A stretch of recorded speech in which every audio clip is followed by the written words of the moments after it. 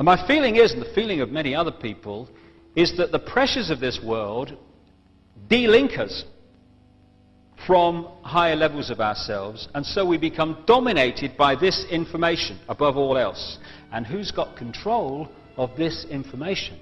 Our old friends who control the media, the education system, etc., etc. What I feel is happening, and crikey, is it obvious in the letters that I receive every day, is this process of change that's going on as we begin to go into this rebalancing beam of energy, is that this process of resynchronization among those who are open to it is creating the reconnection to oneness, as it's called. All levels of being are entering the perception process, and suddenly, and my goodness, it happened to me in a big way a few years ago. I was going around for a while saying, excuse me, what planet is this? And I get so many letters from people, increasing numbers as the weeks pass, who say, some of them from business people, who say, how come that all my life I've thought this system and that everything was the way to do it, and I've been dominated by growth graphs and shareholders' profits, and then suddenly I can see it as the sham it is. What's happened? Why haven't I seen it before? Very constant thing that I get in letters. The answer is, before, dominated. After, resynchronization with other levels of self. Therefore, perception changes, understanding becomes wider. This process is happening among increasingly large numbers of people. It's not made the national news yet, because it has to be in letters 10 feet high with knobs on before the national news pick it up. But it's growing and growing and growing outside the public arena all the time, and there'll be many people in this audience who will have gone through it, or are going through this process of reawakening and reevaluating our lives and our place in the world. And this resynchronization and this realization of the questions that need to be asked creates a freedom. Certainly has within me. I couldn't recommend it more. It's a freedom from caring less what people think about you, do about you, as long as you can justify what you're doing to yourself. It's a freedom that, to echo Martin Luther King, allows you to say that we are free at last, we've found the ultimate freedom. The freedom to think for ourselves and to live what we believe is right, and not have someone else impose their belief system upon us. It's a freedom that allows you to ignore the ridicule and condemnation and go beyond what is scientifically and politically acceptable, even if people in the short term find it funny. For goodness sake, it's what's politically and scientifically acceptable that is destroying the world. This freedom from thought control and behavior control through fear allows you to set agendas and not wait for agendas to become acceptable. Truth does not become truth only when it becomes acceptable. This world did not become round only at the point where it became acceptable to say it was round. It was always round, even back in the days when you were a loony if you said it was anything but flat. This is a time when we're coming together, both within ourselves and within the world. Coming together to remember who we are, why we're here.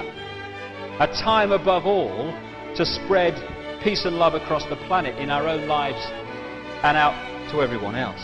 And I don't mean love in the sense that we've come to accept it on earth, which is about I love you if what you do is acceptable to me. It's a love without condition, a love that doesn't seek to possess but seeks to set free. It's the kind of love we have for our children. We don't always like what they do or say. We may quite rightly say so, but we love them just the same.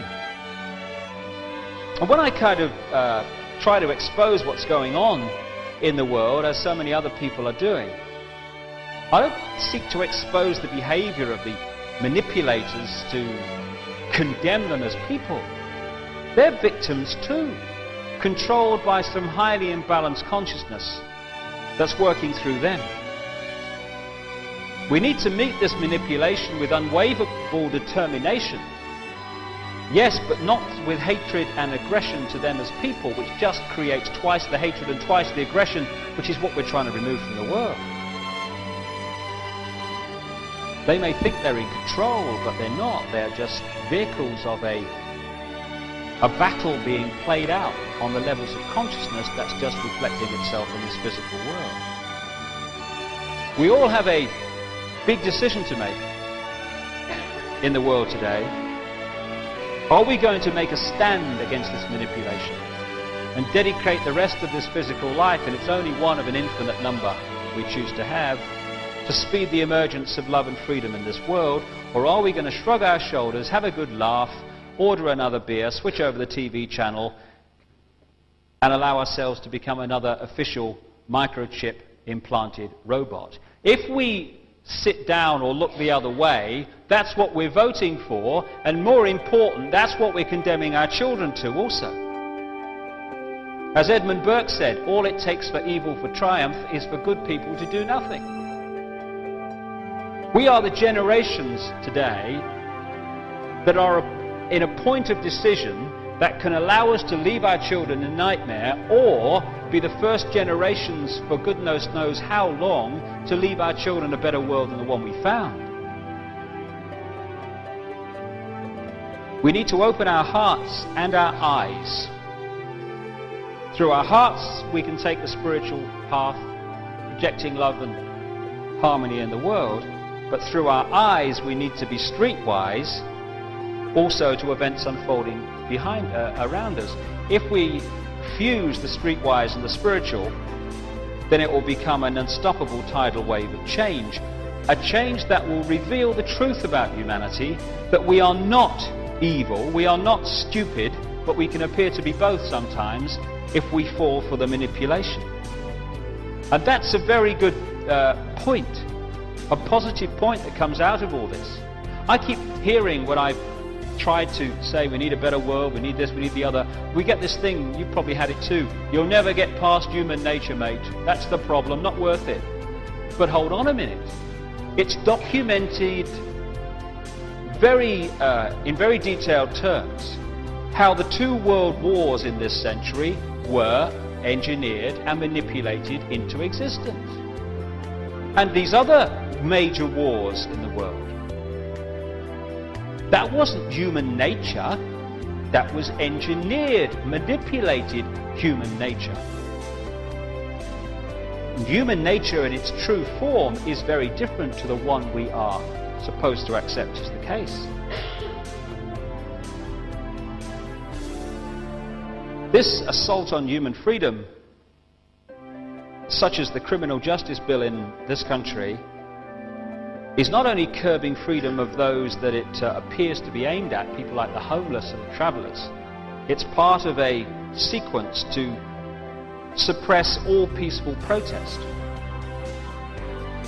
If they'll take away the freedoms of travellers and the homeless, they'll take away freedoms of anyone when it suits the plan, even those in the leafy lanes of suburbia. As one victim of the Nazis said, first they came for the communists, and I did not speak out because I was not a communist. Then they came for the trade unionists, and I did not speak out because I was not a trade unionist. Then they came for me, and there was no one left to speak out for me. More than anything, I feel we need to let the divisions between us fall away. These phony wars and phony divisions that are created to divide us, because they're not real divisions, they've been manufactured on the classic principle of divide them and then you can rule them. The engineered wars and the divisions of race, of colour, of country, class, income bracket, and all the others we constantly invent. The us and them is precisely the situation that the manipulators want right across society. If we're going to sort this out, the us and them must become we. After all, we're all aspects of the one consciousness. I am you, you are me, I am everyone, and everyone is me. The divisions are just a physical illusion as part of the experience. Those who manipulate are not invincible. The power is their secrecy and public apathy. The secrecy is now being unveiled and the game plan revealed. The public apathy is up to everyone to remove. As Gandhi said towards the end of British rule in India, although the British didn't realize it at the time, 100,000 Englishmen cannot control 300 million Indians if those Indians will not cooperate. And it's time, well past the time surely, when we cease to cooperate with the manipulation that is seeking to imprison us and more than ever imprison our children. And if there's one urgent message to get across to the people of the world today, it is open your eyes and get off your knees. We're on the threshold at this time of incomprehensible change. And when you think of all the wonderful things that happen in the world and in people's lives, and the wonderful people and the wonderful things that people do, even against this background of engineered conflict that I've been talking about, think what the world will be like when all that engineered situation is removed and humanity can express its true glorious self. That's the world that awaits us. And it's nearer than we think. The truth is that humanity is overflowing with love and creativity which it is desperate to express. And in the words of a song by a very enlightened group of young people called East 17, don't you worry because it's all right. Don't you worry, child of light. We are the seed, a brand new breed. We'll succeed, our time has come. We are the new. These words are true. Let the light of love shine through. We shall love the earth and we shall love each other. We shall love those who hate us and we shall love those who love us. We shall not choose between them because all are one and one are all. And that's the truth that's re-emerging in the consciousness of increasing numbers of people on this planet today.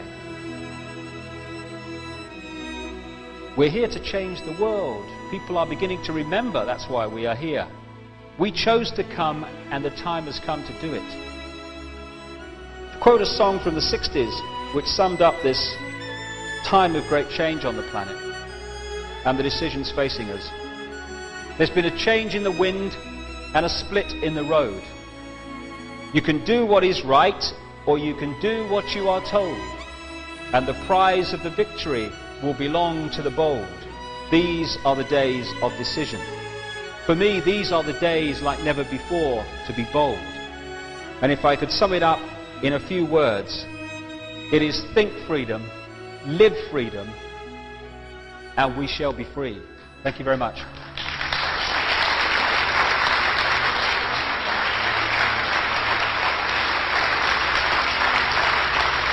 Thank you.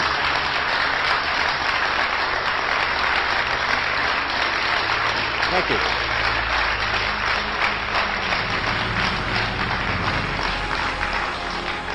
And that's what we're being offered the chance to do now, to turn the master key called Becoming Conscious that will bring an end to this.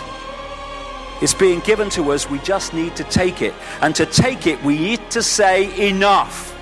Enough of being enslaved by these people, enough of being enslaved by our manipulated ignorance, enough of being enslaved by the fear of being who we are.